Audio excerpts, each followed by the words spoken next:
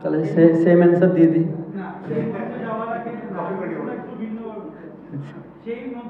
এখন যদি আমি বলি আপনারে আপনি ভালো সাংবাদিক না উনি ভালো সাংবাদিক, তাহলে জিনিসটা আপনার গায়ে লাগবে।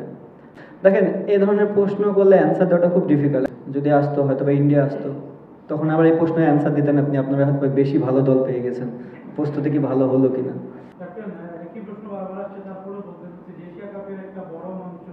তাহলে সেম অ্যান্সার দিয়ে দিই।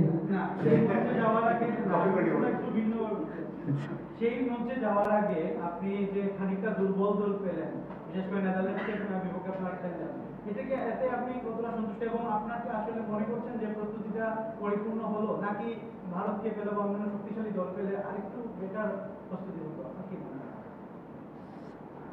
এই মুহূর্তে আর কোনো দল ছিল না আসার জন্য বাংলাদেশে। যদি আসতো হয়তো বা ইন্ডিয়া আসতো, তখন আবার এই প্রশ্নের অ্যান্সার দিতেন আপনি, আপনারা হয়তো বেশি ভালো দল পেয়ে গেছেন, প্রস্তুতি কি ভালো হলো কিনা। দেখেন, এই ধরনের প্রশ্ন করলে অ্যান্সার দেওয়াটা খুব ডিফিকাল্ট। এখন যদি আমি বলি আপনারে আপনি ভালো সাংবাদিক না উনি ভালো সাংবাদিক, তাহলে জিনিসটা আপনার গায়ে লাগবে।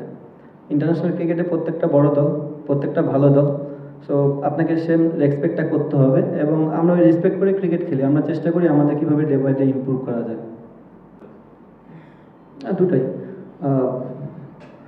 এটা অ্যান্সার কী দেবো, প্রতিবার একই প্রশ্ন আসে, একই অ্যান্সার দিই। কামব্যাকের জিনিসটা আপনারা কামব্যাক কীভাবে ধরেন আমি জানি না।